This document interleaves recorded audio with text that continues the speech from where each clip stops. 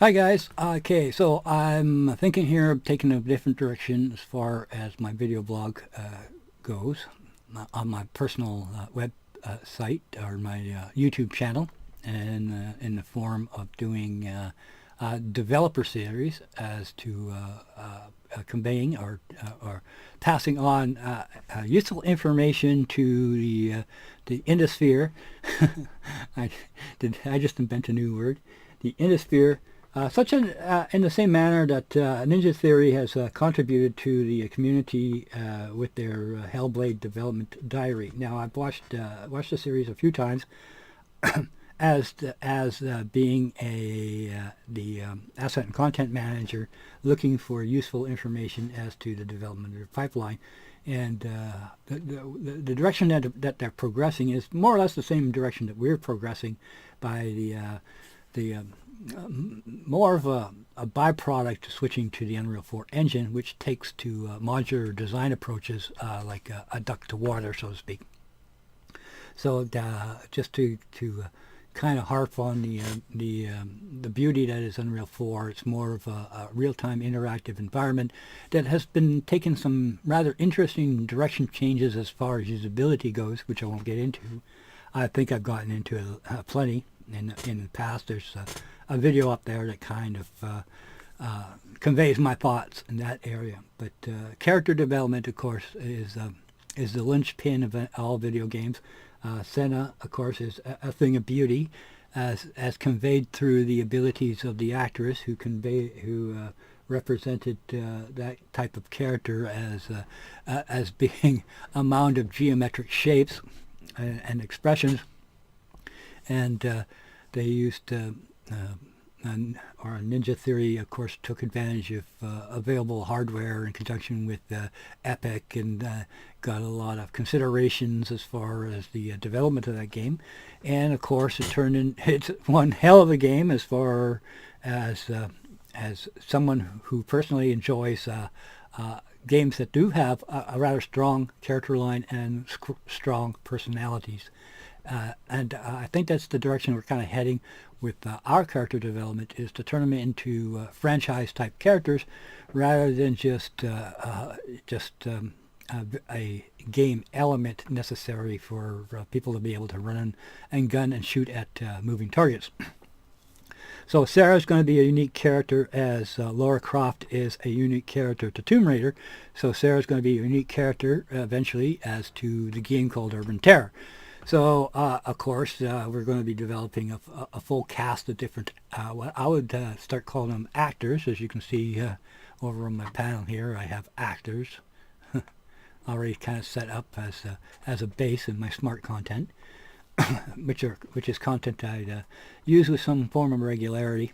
And as an animator, I've favored the idea of working smart, because I'm not necessarily interested in making characters or rigging or creating morph targets or what have you. I want to get into animating a AAA or studio grade quality player model. So to moving on, we're going to start moving in going down the rabbit hole and let's say in concept as to the details, rather than the overview that was represented by Hellblade Ninja Theory, and spend a little bit of time to have a better understanding of connectivity. How does things work in outside of Unreal 4 as a secondary or companion application, and how can we bring that information as data into Unreal 4 and make use of them in creative ways, which ultimately leads to what would be considered a AAA or studio quality type of result. And I will guarantee you that with Unreal 4, that is actually available to the average Joe, as long as they're willing to put the time and effort into it, and making work smart choices as to what has been demonstrated by other studios willing to convey what would be considered secret sauce information. Now, that's one of the things that I found rather impressive as far as Ninja Theory, because just like Epic, they're kind of breaking the mold as to what used to be the way things were done in favor of how things should have been or should be, particularly as to the power of the that sharing of information that has always been kind of out there in the Ethernet, so to speak, as to that the sum of the parts increases by sharing rather than restricting the information in some form of NDA slash this is top secret stuff we don't want our competitors using it against us. Basically, though, everything and anything that needs to be known about that kind of stuff is already accessible by anybody who's willing to just kind of take a look around and see what's available to them. And it's not going to be, and all it really takes is a change of perspective, looking at things differently. And of course, being asset and content manager, that's my job, is to look at things from a different perspective as to usability. So if you have a fair-sized team, you should at least have one person whose responsibility to go out there and look for the options. The ideal would be, okay, I have a camera, I have a cell phone. What would happen if we put the two together? And that gives you a kind of result that you cannot anticipate unless it's done through discovery. So research and development aspect of any games development, extremely time consuming, and it's something I actually like. I enjoy doing is putting things together in a haphazard way and see what the result would come out as. Okay, so what we're going to be doing here is doing a survival guide type of thing as to information that you should know if you elect to go Daz Studio Genesis 3 route as far as your character development go. How does this type of this solution, this type of pipeline within a concept and a context would work ultimately as to an end result? So the end result, and I will guarantee you could get, if time is the only factor, you could certainly get the same kind of result that was arrived at in Ninja Theory's Hellblade, and as portrayed in the development diary, as to definitely as to the needs for actress to be able to act and have that result in a playable character as part of an engrossing storyline. Now, personally, I enjoy those type of games where there's an actual storyline and you get emotionally attached to the character, that you're sad when it actually ends. So I think I've kind of laid out the concept here. I'll focus a little bit more on tricks and tips of how to maybe form your pipeline, but everything and anything starts with a base. Now, this is what I've kind of harvested or kind of cherry picked out of the diary here. Is not how much you have in your pocket, how much you got to spend on motion capture studio or facial animation capture systems, because their development of their game was envisioned along a different development pipeline than our current development pipeline for the purpose of a run-and-gun first-person shooter. But we want to be able to introduce elements into the structure so everything works on the same channel, to kind of future-proof it. So whatever we've developed as far as using Urban Terror as a ground first application of this pipeline, it will eventually grow, because the potential to do so is simply there by default. So we're kind of future-proofing the pipeline for whatever might happen 5 years, 10 years down the road. So to get on to the point of it all is to kind of show off what it is you need to know. So we're going to take a character, actor, to start with, and we'll start with the Genesis 3 male. We have the option of Genesis 3 male and Genesis 3 female. They used to have them as compatible morph targets that you can morph from one to the other. But the framing, the actual topology of it, the female, of course, is different than the male, no matter how you try to hide it. So the first attempts in Genesis and Genesis 2 were rather androgynous and really didn't convey that sense of difference between male and female figures. So they opted to split them off into two different actresses. Both share the same rigging framework base, so you can simply just bring this into Unreal 4 in a manner which I'll be demonstrating in just a minute. Okay, so we'll go ahead and we'll bring in a Genesis 3 male, and we'll talk about the things you need to know right now to be able to actually export a properly configured and ready to rock and roll figure. Okay, we'll get to that part in a minute. So we'll select all. We got our character selected in the scene, and the very first thing you want to do, otherwise everything will mess up down the line, is you want to change the resolution from high resolution to base. Now watch, let's see if I can maneuver my way in here a bit so you can get an idea of what's going to happen here.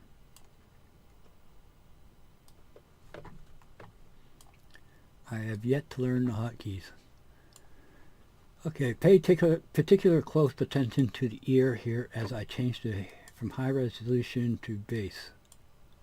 So you can see that it's lost some of its definition, its fidelity, as it's decreased the mesh geometry from about 110K down to 32K polygons, or I should say tris. So it got a little bit bumpy around the edges, but it's not noticeable. But we can throw a tessellation tessellation on it in the materials to increase the tessellation of the ear if we want this definition. But for a playable character model, this is acceptable within that target range as a direct replacement for the Apex Blue Man. Okay, so that's the first thing that we needed to know. The second thing we need to know, it's going to become a little bit more important as we start getting down the road. The plan is to ultimately demonstrate how to clothe our characters, how to shape the clothing, how to basically do everything that you want to do to make a 1,000,001 different characters inside this platform, and have everything work hopefully seamlessly down the pipeline as to the addition of additional characters as you work through. So you can create an entire ensemble, a roster of different characters.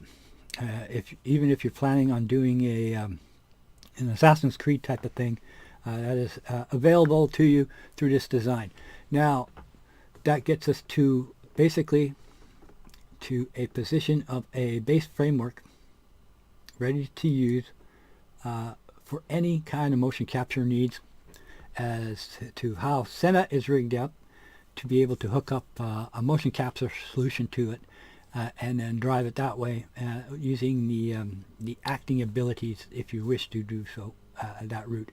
Versus the ability to export this and put it into another application such as Motion Builder and use the tools that are available to you there as voice devices and possible motion capture solutions.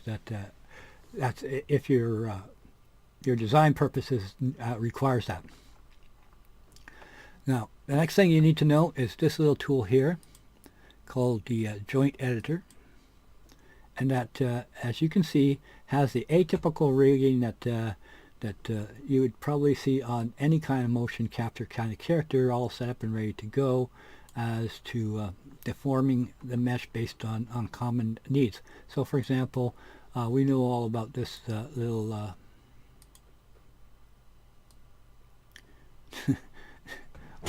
what that kind of represents, so to speak. And as well as when we layer clothes on top of our player model, of course that translates through. Okay, so very valuable tool because of one thing that needs to be pointed out is the hip. That's the hip effector for the character. But the pivot in the Genesis 3 here is based on its position relative to 0, 0, 0. So world space is actually the root and not this, which you would assume would be the root, which is the selecting of the geometry, which allows you to change the resolution of this character and set it to base. Okay, so that kind of demonstrates that, but there is something else that this tool is needed for a lot when you start developing stuff to fit this framework within as part of the Genesis framework, in that to change the root, you go here and rename node. Now renaming node gives you up this little dialog box, and this here, the node name, is the name of the root. So when we export this to any application and we go to the root of the entire character, this is it right here. Now, when we started, the first character that was a figure that was available was the Genesis 3 female, which I just basically stuck with, based on the idea that we would be able to pipe anything from Daz Studio into Unreal 4, and it will work with that framework. So you know, if we didn't want to do some sort of side application or whatever have you that we can kind of throw out there, anybody that's using Daz Studio would just be able to do make their character, do a direct export, and import it into Unreal 4, use the framework that we set up previously, and their character would be walking around and shooting and whatever without any additional fix-it-ups. But the benefit of having the Daz original license is that we can make use of any asset that has been labeled as being a Daz original. So that would be things like hair, clothing, and what have you. And so basically opted to stick with that, but it doesn't mean anything really as far as a requirement. You need to make sure that you do set and select your base root to begin with, so everything else will attach properly, like any kind of motion capture solution, and etc., etc. So we'll change that to, for example, root. And now if we select it again and we do an edit, rename node, you can see that it says root. If we wanted to, we can call this Genesis 3, make it more generic, and we go accept, and you can see it changes the label that's been attached to it. So this is the geometry, and the node has to be accessed by something else. The reason for that is the binding of this is based on the hierarchy. So if we put on a shirt, the shirt will have the same rigging information that is on the base model, except limited to its required, but the root will be named different. Like, for example, let's go to hair, short. Do we have short hair? Well, we'll throw on some, we'll throw on the mohawk. Since it's already a Genesis 3 figure, then if we select that, we get you can see here are the nodes, and it has the same kind of structure. We have Gothic male mohawk, and if we select it with the joint tool, and we go to edit, and we go to rename node, you can see here we got a much more larger name, and we'll call that root. Whoops, root is already in use. We'll go to cancel. So we need to select that and go to edit. We need to change the name. It tells us if we have a conflict. Obviously we'll export that first. We'll go to accept. Now if we go down to the mail and we go to the edit root and edit node, rename node, we can then change that to root, and then if we take this and delete that, now if we export this mohawk hair and we bring it into Unreal 4, it's going to and we assign it to the base rig that we just exported, and it will come in and say, well, you've got a hierarchy change, blah blah blah. You just accept it, and it will just convey any type of animation will then be targeted just to the to the whatever nodes that are actually there. So we have a head node. Let's see, there's the head node. So if we go rotate, rotate, you see we can rotate the hair around. So any animation is applied to head, which is the same naming convention used as a part of your rig. It just goes along for the ride. So everything, as I mentioned, snaps together like Lego blocks. Okay, so that's another thing that you would kind of need to know. Sorry if it's a bit confusing, but it's one of those things that really is only hard until it becomes easy. Okay, so let's go ahead, do a reset here, do a new, and what we want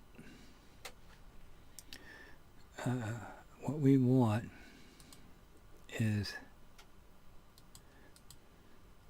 smart content figures. Okay, we want our Genesis 3 mailbag.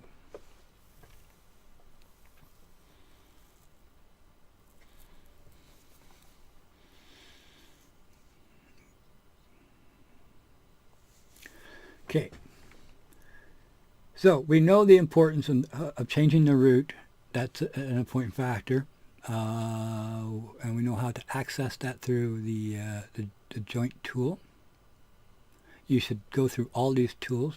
These are the important, I would say these are the important tools that you would need to know.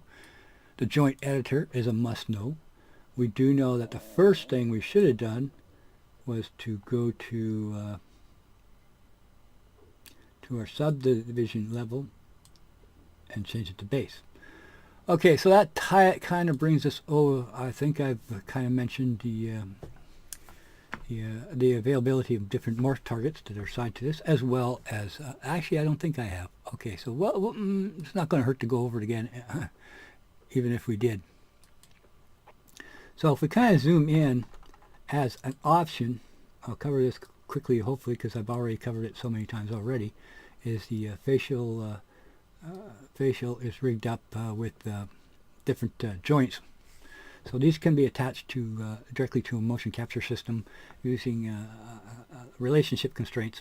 I'll kind of point that out before in the last video, but we'll obviously deal with that a little bit more once we start talking about the animation pipeline, which will work only once we have an established framework in Unreal 4 to work with as our base. So with these joints, I don't think we can we? I don't think we can select them directly. I never have anyways. So if we select deny, and oh boy, no, stop it.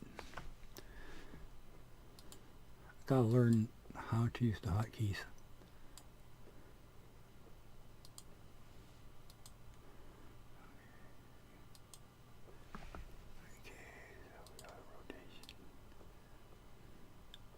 No, yeah, it does kind of move. Anyways, you get that idea just by selecting the joint tool here. You can see that indeed the joints necessary to make the facial animation system work is there in place. Now this is an interesting offers an interesting possibility, since it's stock with the character model design. As far as our need, like I'm trying to say here, is what we see here is all that is necessary as far as the base requirement of hooking something up to a motion capture system. So if I hook this up and I had a motion capture system with a relationship constraint system that is tied into it, as I move, it will move, kind of deal. And I believe I've seen a few experiments done in this area where Daz Studio was used as a pseudo motion capture system. There are some plugins that will allow you to do facial animation stuff and what have you, and everything and anything can be keyframes. So if you want to do animation within Daz Studio, it does have a timeline, you see down here, so you can create keyframes as far as the animation goes. But the selling point right here to kind of use as Ninja Theory's Hellblade as the ultimate goal, so to speak, as the benchmark.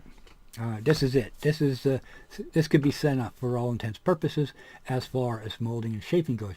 Now, the next thing that kind of a must-know kind of feature is the ability to send the information out for the purpose of building morphs.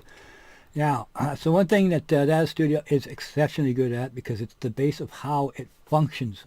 The Genesis 3, just having access to the Genesis 3 mail framework is kind of useless, because I can just imagine thousands and thousands of games all using the same character is simply not going to work as to the ideals of creating a franchisable character model.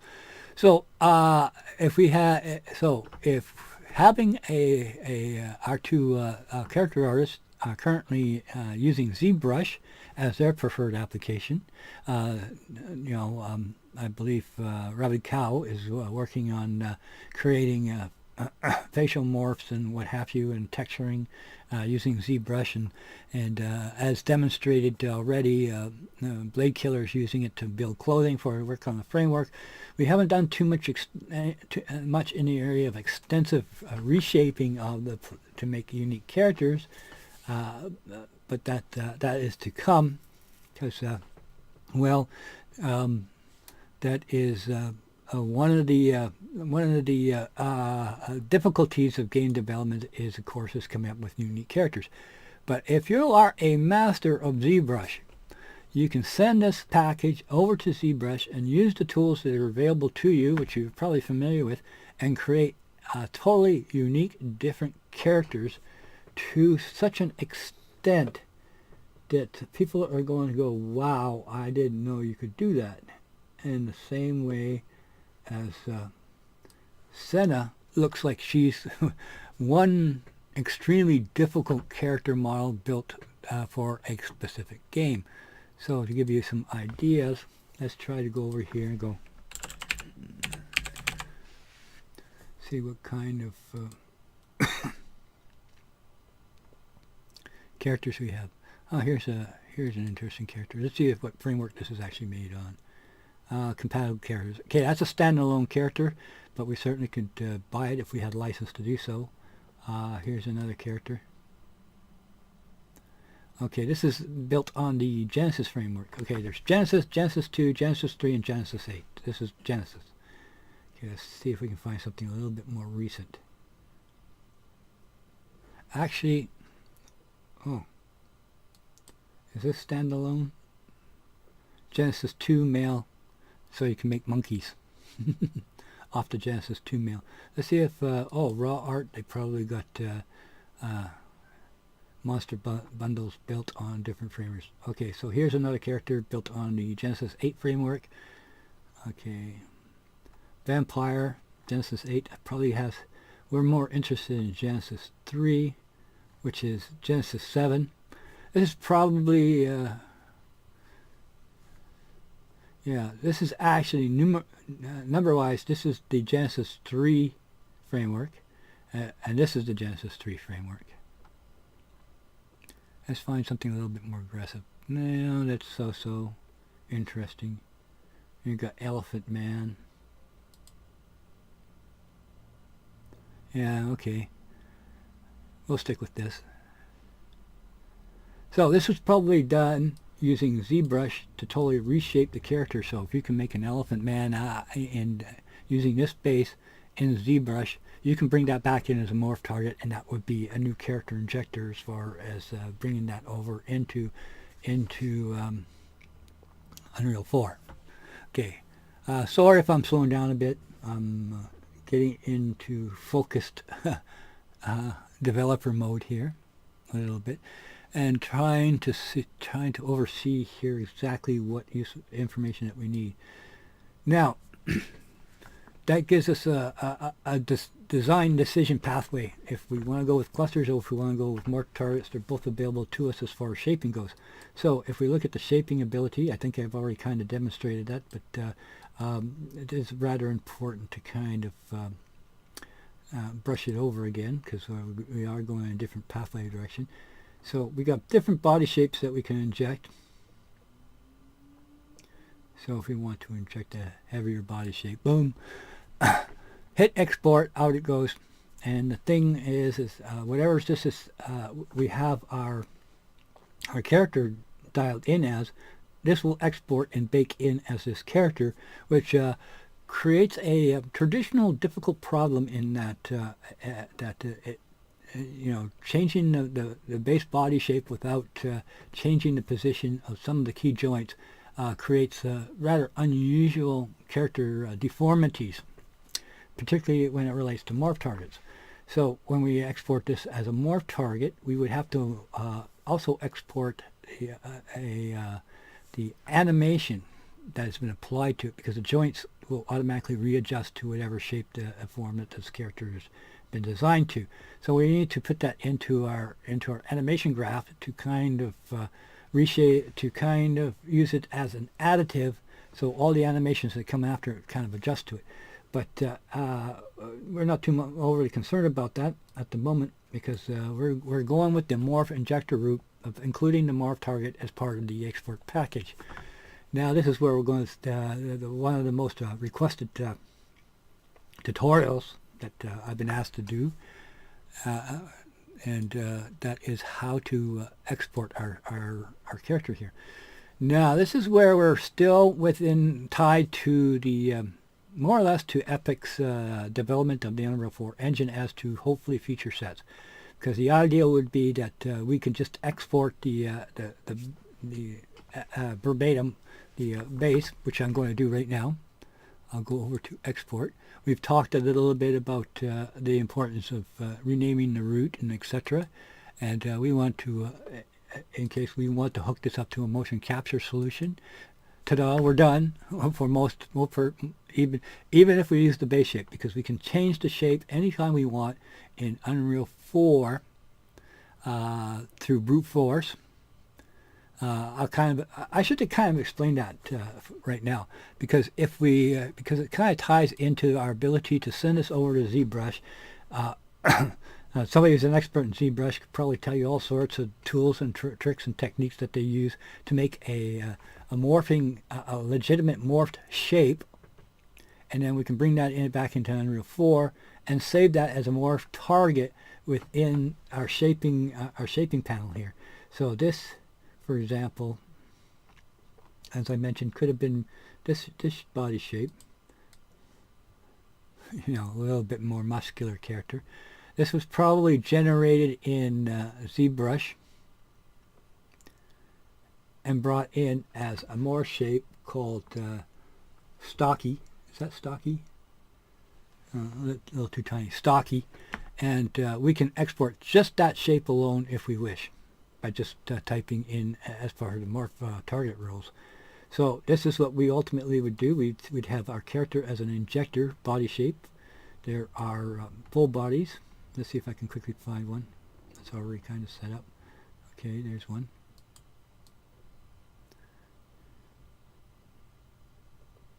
You can see that the head is changing too as well. Let's see if there's another one. Oh, this guy's kind of skinny-ish. Definitely more muscular. They don't really look all that natural, do they?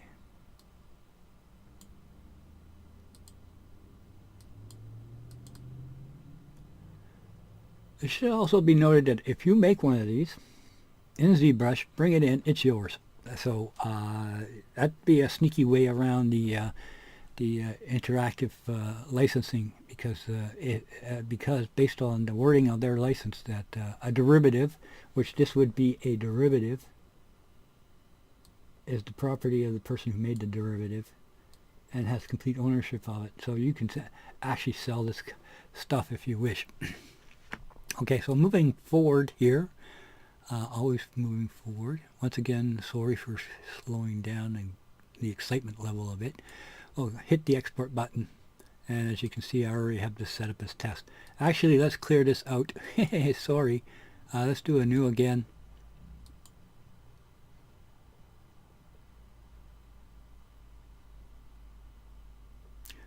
I think you can already get the kind of a hint of the complexity of this application. It makes it difficult to actually get to the point, because there's so many little, you have to know this details that, to be honest, if you just adhere to the idea that first thing you need to do for using this as a video game asset is you have to go to parameters and change high resolution to base. Because if you bring this in as high resolution and you send this to ZBrush, then the morph target will be based off of the high resolution version and not the low resolution version. Now, I think you could probably correct that, but if it is a mistake, you can correct that later.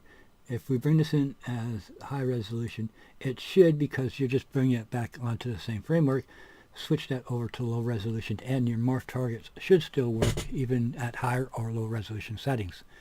So you can correct it that way if you wish. So anytime you want to actually make any clothing changes or whatever, if you can bring it into this environment and attach it to this framework, then there's a lot of different possibilities. And the possibilities are endless. You know, my brain right now is just kind of going through a list of different options that you know, I could mention, but you know, it's best to kind of leave until you actually need them. Okay, and then maybe I'll explain it at that point. Okay, so I'll go ahead and export that. That's we're gonna let this thing do its thing without interfering. You know, if it's going to take time to do it, it's going to take time to do it. Okay, so if we look through the list here, I kind of pointed this out before. It's a rather long list of different targets and what have you.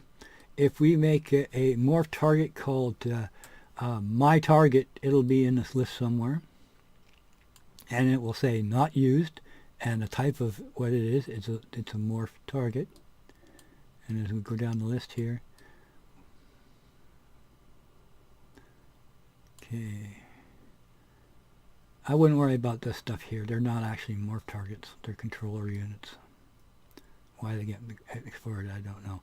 Okay, so I have a rule set up that I want all things connected to the head, which is usually phoneme sets. You can see we have smiles, we have expression sets, all the things that are necessary to control eye positions and what have you. I just want to export that so I can bring this into a motion builder and attach a voice device to morph targets.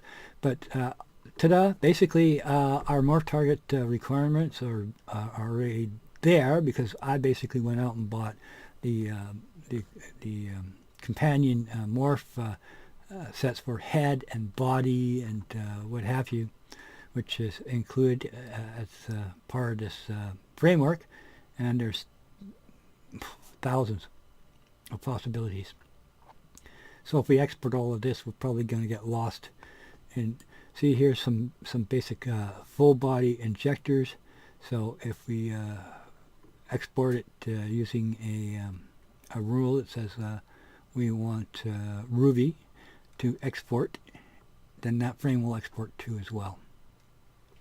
We'll talk a little bit about, it'll become a lot more apparent once we get over into Unreal 4, just what is exactly occurring. So I don't see anything here. Just okay, you can see we got body shape. So if I set the rule to body shape, let's go ahead and do that. Body shape. Let's set that rule, just for giggles. Just see. Okay, we'll go. You can see here's head. So you can see that the morph is the action is export. We can set it to ignore, so we can create an extensive rule set for the different morphs. So let's say, for example, we have 100 different characters models, and we can just start adding new different character shapes to the framework at any time that we want, and then re-import it the traditional way. Okay. So we'll select that, set the bake, we'll set that to export, we'll set the name to body shape. We don't need all this other stuff, although we might be accidentally injecting something else.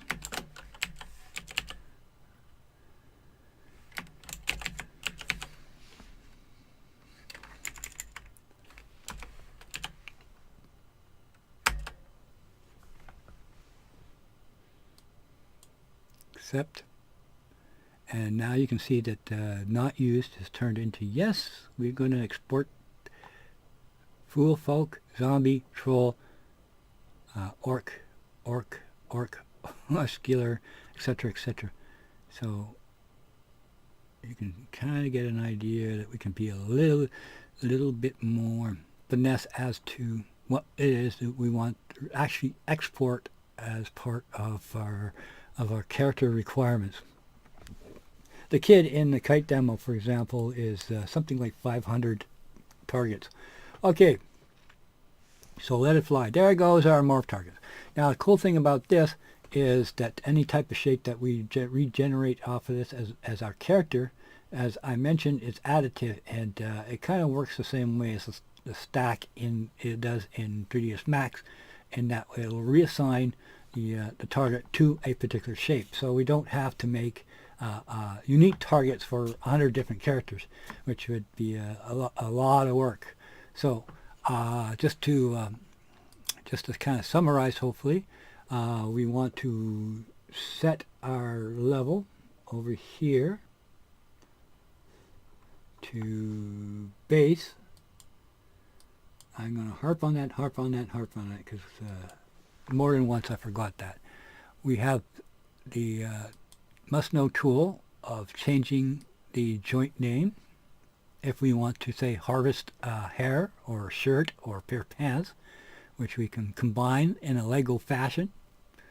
And the export of our model here.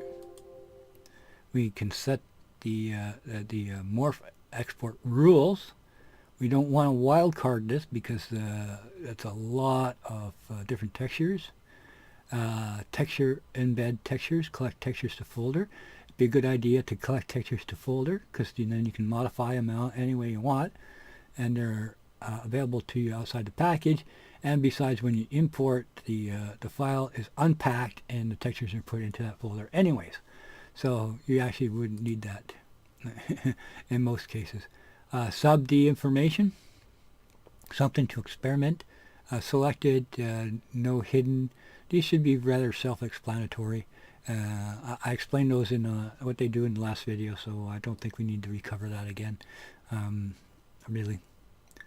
Okay, so ta-da, that's it. So what do we get? We get, just by clicking a few buttons, we get a ready-to-use character base that we can attach anything we want to it. We can take this over to Motion Builder and animate the heck out of it.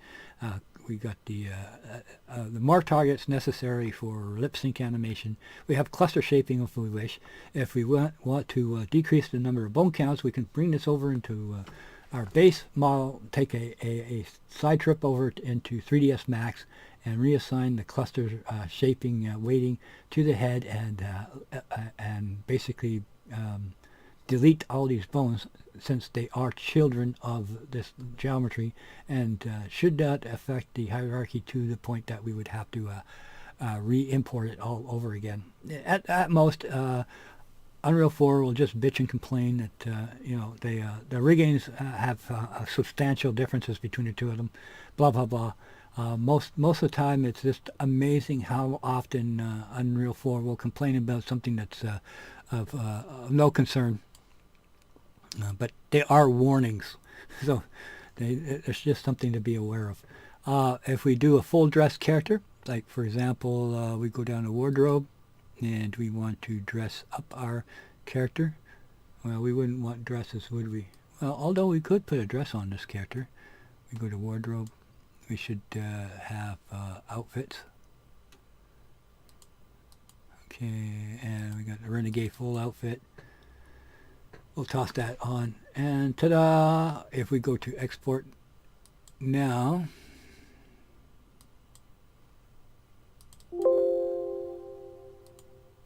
we have the option to, where is it?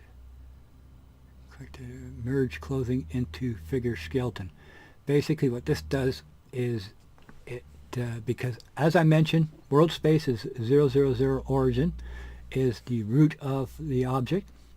So if we say merge clothing, then that just means that the root of the clothing shares the root information of the character model. So when we export this, we have the rigging is attached to and makes use of the base rigging, and we can actually open this FBX and further edit out the different items that we want as per item, and do that quickly.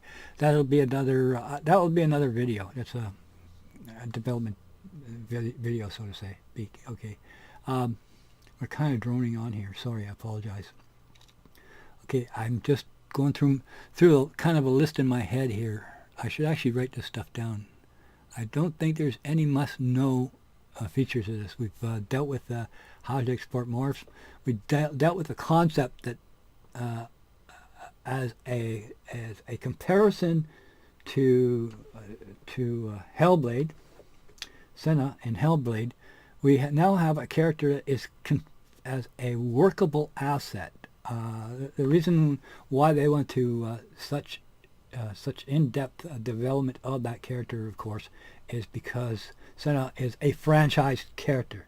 That would be like saying that in Avatar, Sigourney Weaver, as being one of the lead actresses, was a franchise, part of that franchise, as to the requirements of her ability to act and her mannerisms, which would show through by only being able to capture the performance. So we have a rig that has the certainly has the ability to do that, and all we would have to do is shape it to what we want by design. So if we wanted the Genesis 3 to look like Senna, we can actually, if you have some ZBrush skills, you can make her look like Senna if you wanted to, or even like Spider-Man.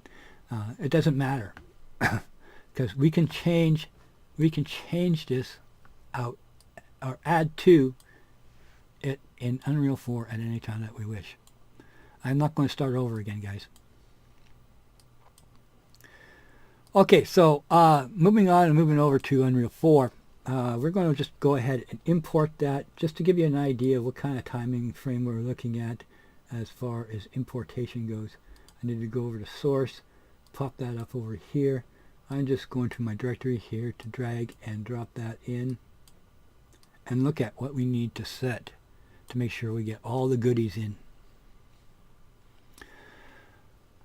Okay, so I've already did a test and imported the base. So we have a base that's already there. So if we want to match this up to the base that we've already imported, so we can have the same hundreds of characters sharing the same framework, we would just go ahead and select the male test skeleton.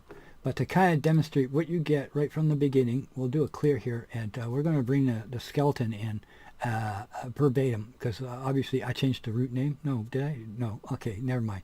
Okay, so we want to select, if we've imported already, the framework that we've already imported. If this is the first import, then this should be blank. Okay, then we want to go down here. We have morph target, so we want to make sure that that is selected. You need the if you're creating unique scaled characters, you'll need to have the import the animations, so you can use the animations as an additive offset to whatever animation sets that you already imported based on this design.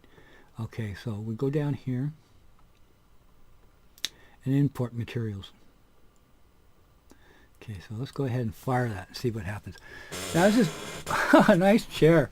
Okay, so this is going to take a little bit of time to import, because we have 190 odd something morph targets, probably more because I'm importing some body shapes. But normally we're not going to be doing any kind of animation inside of Unreal 4 because there's no tools to actually animate morph targets and cluster shapings. As to purpose of output, there are some benefits of actually having cluster shaping over or above morph targets as being universal. You just create the keyframe animations for different shapes and what have you, and it will fire on any character without having to worry about following the per vertex rule necessary to maintain the integrity of your morph targets. I'm just searching through my head right now looking for something to talk about.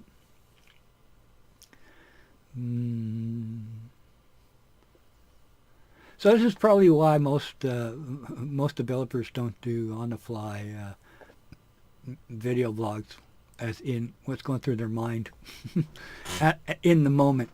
So the whole idea behind it, I hope that is kind of the idea is catching on, is that something as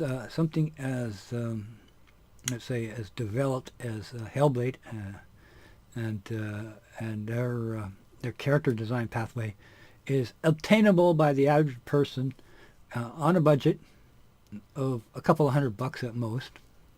And if you're a scrounger, a lot of the stuff you can get for free.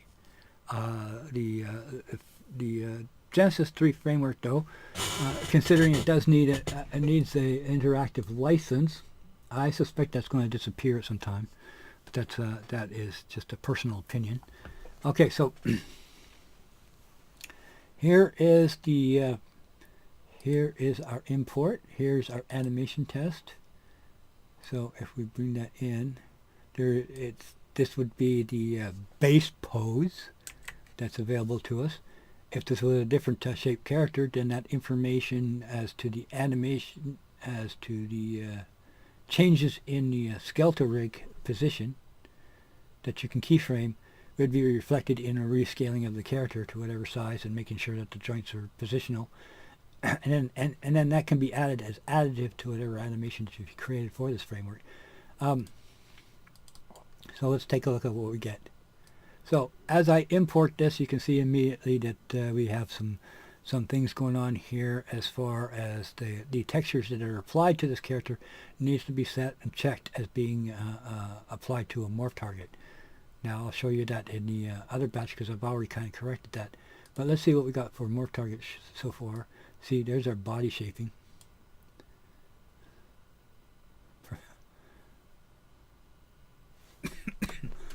But every time we change the shape, this is what happens. It recompiles the shaders. So we can go -1, 1, -1. So we get two body shapes for the price of one because we can go negative. Go 1. Zombie, -1. Muscular zombie. Okay, now we're just playing. Okay. So if we need a troll, 1. Okay, see what I mean about changing the scaling of the body size? If we look at the skeleton would be probably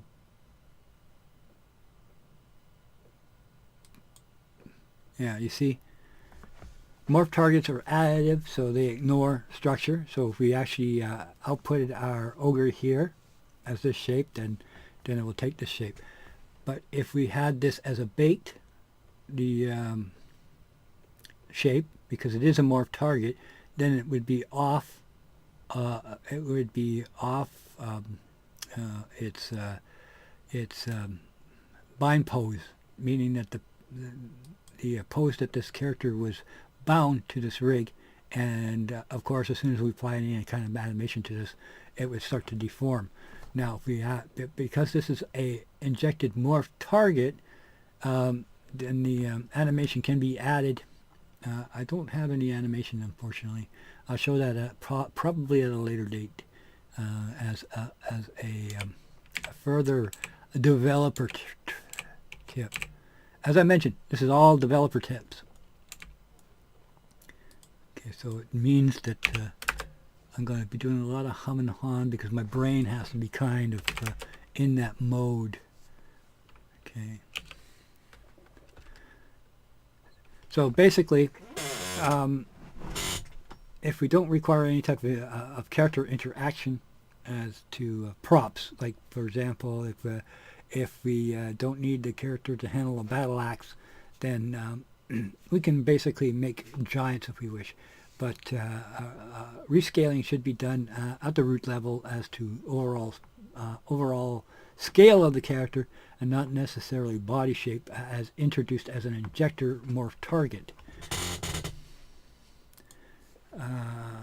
The overview here is, oh, shut up, chair. I gotta get the WD-40 out. The overview here is to kind of demonstrate how we can use an off-the-shelf solution to give us the diversity that for the longest time was only, come on, where are you, Bones? That was only available to AAA studios with huge budgets. You can take this off the shelf and you can have all the morph targets that you want, all the character controls you want in a couple of days, as to parity to the Cine system and rig up, and then after that everything else is just about wiring. Okay, here's our phoneme sets. So we can make our character talk. Let's see if there's something here that's a little bit more expressive. Oops. Yeah, you know, Unreal 4 has some buggy stuff going in as far as the morph targets go. Okay, so we'll go ahead and double click that.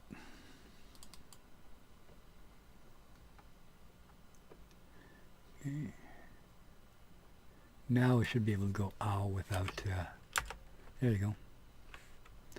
Yeah, there's a bug in this version where morph targets are additive, so it just seems to be wanting to continue to add. Wait. Now, matter must know, if we look over here, this is what's important, is the vert count.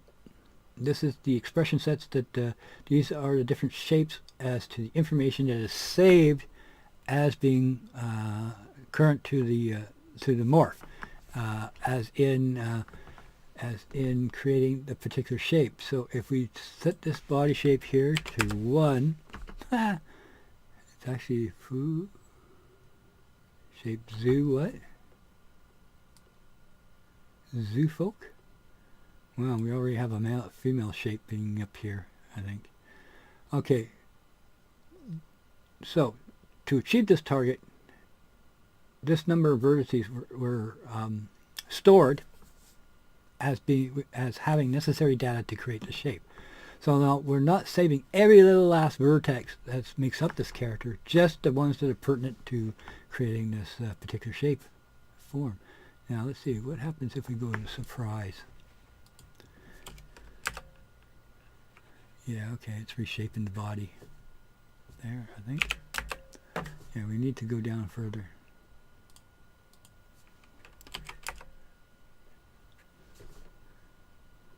There we are. You see how it only reshapes the facial expression, not the whole body shape, as being additive. So what's being affected is only these vertices, not these other ones. Otherwise, if we were doing a full body reshape, if you look at this and it was this a number plus a lot more, then you know that you got a problem with this shape actually affecting the total body shape as being part of the additive solution. So as long as a shape is not included in this count, it will be added to the overall shape. Now, how that works to your benefit, of course, is if you activate a body shape, let's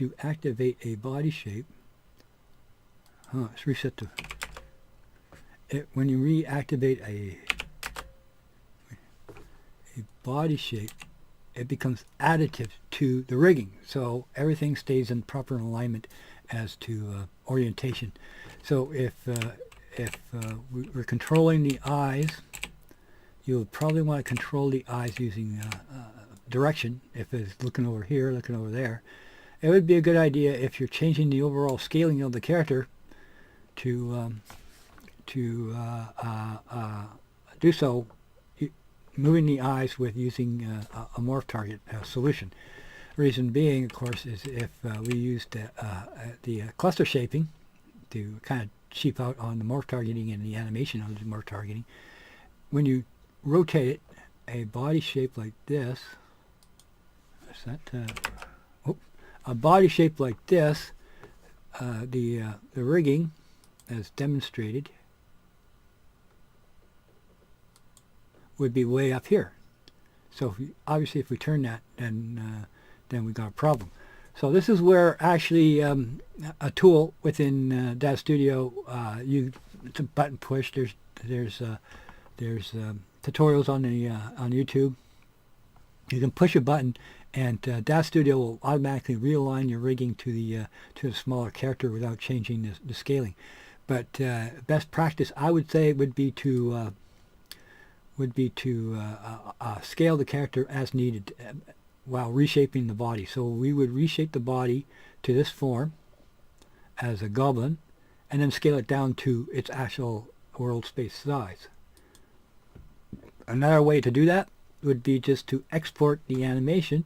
So if we reshaped it, and in Daz Studio we use the realign rigging tool, then we could bring that in as an animation set and add that onto as an offset to our current migration pathway. Okay, so I think we played around enough in here to kind of illustrate the problem as to in here. This is another import, but I pre-baked this one here as to fixing a few problems. Okay, so you can see that all of our morph material problems are gone. Let's hide the bones here so it's a little bit more clear. And we have still one residual problem, is the ever popular zombie eyes. We'll talk about that in a minute. But if we were to go select a material here to fix the morph material problem, you would select your material, and you would check this box here, used with morph targets. So if we select that, then all of those error messages that were part of this character male test should disappear. And we're good to go. And we can drag our character into the scene.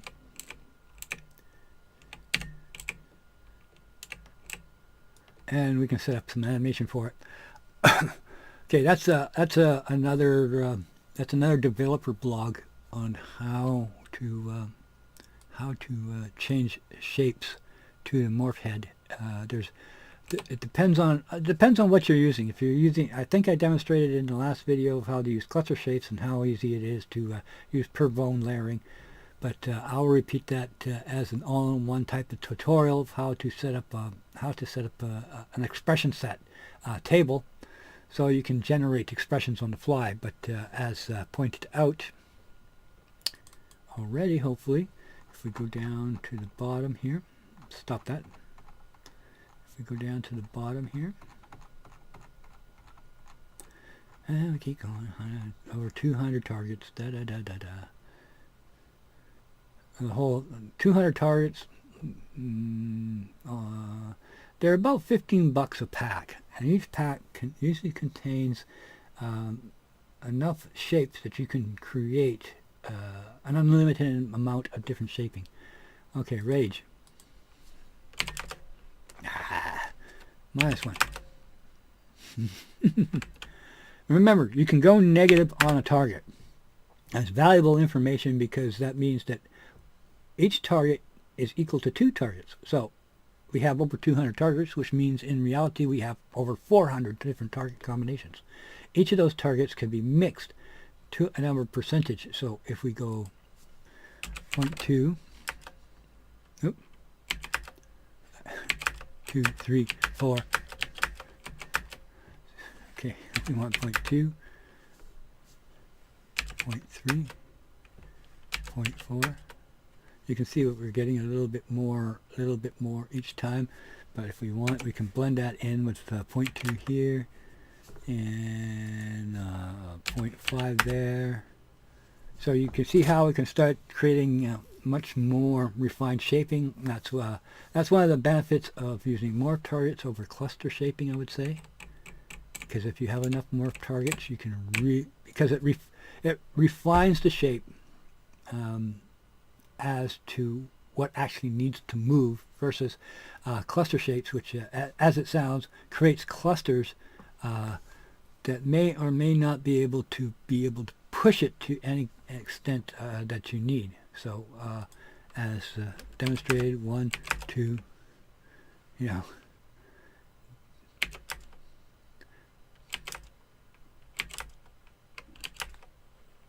A little too much. So that's pretty wide. Then we can add in some lip movement to say bring the bottom lip down a little bit and bring the outer edges up a little higher and etc. etc. That's actually rather difficult to do as far as cluster shaping goes.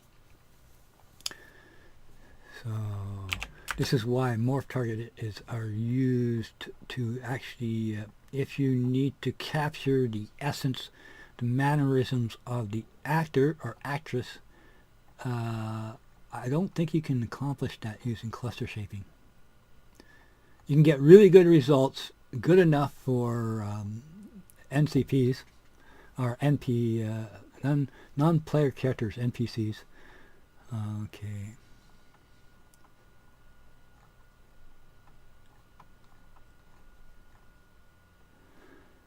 Okay, so that's I think all we need to cover kind of as far as the must need to know information as far as morph targets goes. I've already did cluster shaping in the last video, but keep it in mind. This is what's important. So it doesn't matter if we're just export it with just the head. That's another video, which I'll be demonstrating, which is a good lead-in into let's get rid of the zombie eyes. Now the problem with that is it's just simply an error in eye moisture or the corona. Now sometimes the mask comes in at the wrong slot, so this is coming in as a diffuse color when this should be let's select this. This is the what is this again? Corona. Okay, so it's just got a white plain texture material on it, so that's why it's being reflected over here as being all white zombie eyes. And it is defit lit and it is surface material. And what we want this to be opaque. Didn't do very good. What we want this to be is a mask.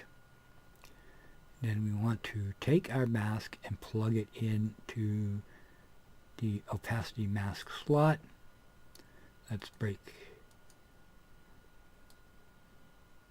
a link. Okay. And we want to make that all black because black is opacity. So if we make that black, then it's see-through. If it's all white, then it's not see-through. So we set that to all black. And it's compiling shaders on the go. We hit OK. And we can see through it. It's still not shiny. We're going to apply that. So now it's not shiny the way we want it because we still got a bit of a problem. We got we got that hazy kind of look going on here. And that is eye moisture.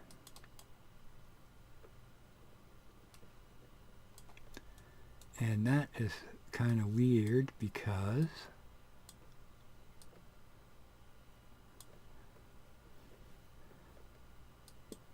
eye moisture uses a transparent, which is cool, but it's using an all white color base. So we need to kind of break that link. And that gives us the proper eye moisture opacity map necessary to get the kind of results that we want. Actuality, we want that to kind of show through, so we'll hit the apply button.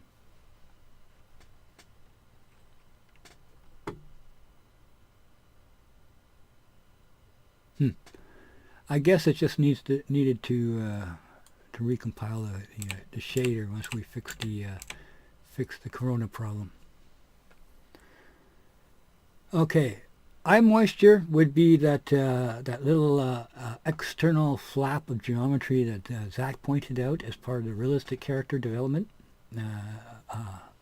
asset that's available in the marketplace. You might want to download that because in the next episode I'll be talking about masking out different areas of the body. So let's say, for example, we want a tight pair of blue jeans. We don't want to put that onto our characters and have to worry about poke through, like when we actually apply some animation, part of the leg pokes through. So we can use different masking techniques to eliminate those parts so that they don't poke through. So same thing for the eyes. We'll be demonstrating how to use ready-made assets to replace built-in geometry like the eyes. But if we're using morph targets, you might want to consider using them. But I'll be demonstrating it just to kind of demonstrate that as an option. So anyways, that kind of has that covered. Okay. To kind of hint at what we're doing, where we're going as far as masking goes. Let's say, for example, the face. Okay. And we want to get in behind the face because we got some tongue and some teeth to develop, to work with, that part of our materials and so forth.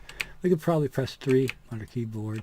Actually, we can actually do that. We can actually cheap out. We can use a 1 integer value, and we can change this to a mask.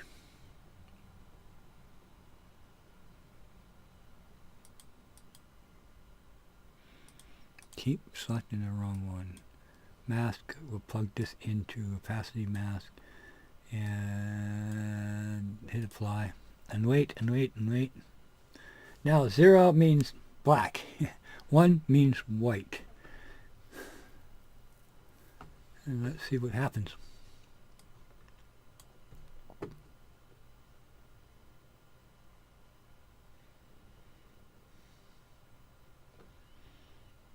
Come on. There we go. So now we can work on the teeth. We can eliminate the lips and what have you. Materials, 16 material IDs on the base character. That's one of the things that I forgot to mention as a must-know as part of Daz Studio is Daz Studio does have a texture atlas. And the texture atlas will allow you to consolidate all your textures onto the same texture map. Okay, let's hit apply. Now I can see why why most will first record their tutorials and then do the voiceover afterwards, because it's a little distracting to have to concentrate on 2 different areas. What is pretty impressive and interesting is how we kind of sort of get a subsurface scatter already forming. This, as I mentioned, I actually demonstrated in the test to some extent, dragging and dropping that in, and that's the result that we get. With a little bit of testing, we might be saying, hey, yeah, okay, we're done, our character's done. But now we want to be able to plug in some subsurface scattering and to do some material work and what have you. Okay, so I think that kind of finishes up a kind of must-know type of developer, out of the mind of a developer kind of thing. Now, I don't know if this is going to be interesting or not. I guess the number of thumbs up is going to indicate whether or not I should continue this type of series. In other words, sit down and, with distractions and all,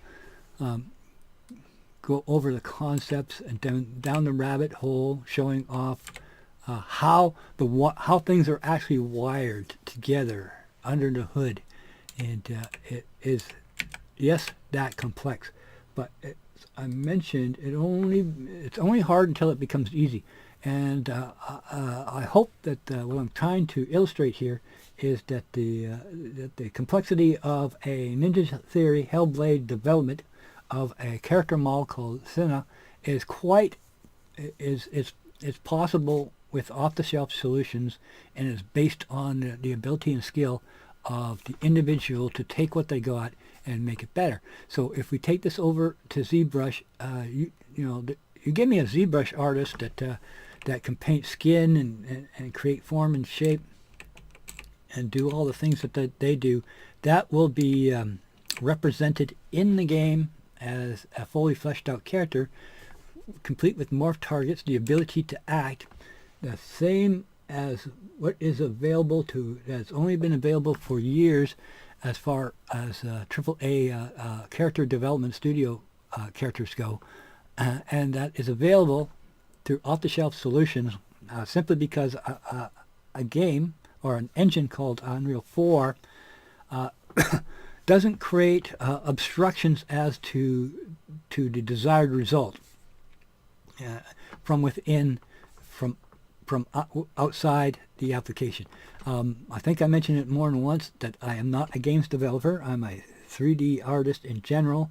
So a lot of the stuff has been available to the 3D artists in general as to needs and development of artwork outside of the video game sphere. So you probably have seen this stuff before, but didn't recognize it for what it was in things like advertisement in in movies.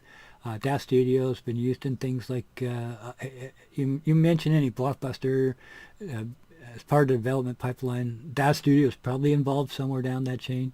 The need for background characters as basically as animated fill, Genesis 3 or Genesis 8 now is well suitable to that need, and it's just the fact that Epic in their wisdom has decided that they're not going to put any kind of hard-coded constraint in front of the content creator, based on the idea that it's going to be limited. The use of that asset, that content, is only going to be limited to a video game, and as an extension of the development of their game. So a lot of the tool features that we don't need in Urban Terror is not necessarily needed in what's the name of the game here? It's third person development. Whoops, boobies. Is not needed in Paragon, or Paragon's no more. Sorry, Fortnite. These characters here don't need the ability to act with the emotion of a Sigourney Weaver, so to speak. But that is now available to you. Now that is pretty impressive from a standpoint of just dragging and dropping a character in, and well, if we wanted to, we can buy all our textures and materials from Daz, because we're dealing with the same framework. Where one texture will fit onto another, to another, to another, or we can send it over to ZBrush, and our ZBrush artist can paint the. Holy cow! You should see the texture that Rabid Cow came up with. It was just jaw dropping, and he's just like, I just did it over coffee. Going, okay, thanks a lot, buddy. And and it was pretty impressive as far as I couldn't stop looking at it because it looked so triple A. There's that word again, triple A. What does that mean? Somebody explain it to me. I mean, if Ninja Theory can do it, I can do it, and I can do it cheaper. Okay, okay. That's my little ego flame out there, I guess, and at the point on juncture, I guess I can call this one done. I don't know how long I've been at this. So I'm probably willing to bet a couple hours, but this is the way these series are going to go. Is I'm going to focus a little bit more on the context of the concept, going down the rabbit hole to show the process of design decisions, not the end result that is let's say, viewer friendly. Sit down, talk my mind through while I'm doing it, and just continue that on, and then do the behind the scenes things. I'm going to start shoveling those over to the to our official site. As we move forward, we're looking at adding more skill to the team. For example, as I kind of spoken out here, the need for ZBrush artists would obviously be a choice addition to the team. Material artists, I mean, people can get in there and actually dial materials down to subscattering use. We're still not having, like this, I'm looking at this and it's satisfactory. We can do a lot of detailing work in ZBrush to create a unique character. We're more interested in stylization, not so much in uncanny, but obviously this design path has that ability, so it's really hard to ignore. Okay, I got that out of my mind. Next video blog, I'm going to expand that a little bit onto the theory of masking, how to eliminate parts of the bodies to prevent poke through. So we can just use this base as the be all to end all. We don't have to chop heads off or ruin morph targets. It is very important. If you decide to do the morph target route, it is very, very important to preserve the vert count as demonstrated in the persona here. That these numbers are what's important. That we maintain the count from target to target as to its XYZ location within 3D space, and then that's what's actually being added on and reshaping. Now, how far I should go with the morph target design pathway? Okay, since this is a dev blog and not a current tutorial as to tool usability, the one thing that would be nice addition that would add a margin of a severe margin of improvement, it would be if Unreal 4 actually had the ability to import legitimate morph targets as to full body shaping. But then again, we need the animation to correct for, man, that's best. Let's put it this way. It would be nice if Unreal 4 had the ability to import morph targets, and we'll leave it at that. Otherwise, we're going down an entirely different design pathway. Okay, let me know, you guys, give me your opinion. Thumbs up or thumbs down? I won't be counting too much in the way of thumbs down, as compared to the total number of, comparatively speaking, number of thumbs up. I mean, if there's a couple thousand thumbs up as compared to 10,000 thumbs down, I'll still do the tutorial this way, simply because there's enough interest in this type of format. Okay, guys, I've chit-chatted long enough. Check out the Hellblade development diary. I waited and waited and waited so I can binge watch it, and it's pretty interesting stuff. And I think we're into a new era where productive companies like Ninja Theory are not going to be afraid to share their information and to kind of follow suit. I can tell you right now that Frozen Sand is going to follow the same idea of sharing alike as to anything that we find of interest, and to put it out there. I'm just going down the rabbit hole a little deep to kind of say, hey, watch out for this kind of thing. Okay, enough is enough. Next one, of course, as I mentioned, I'm going to be talking a little bit about making use of recycled assets, as well as using masking techniques to prevent nasty pokes through, no matter what type of clothing we put onto it, so we don't have to start chopping our geometry down and creating a morph target nightmare. See you guys.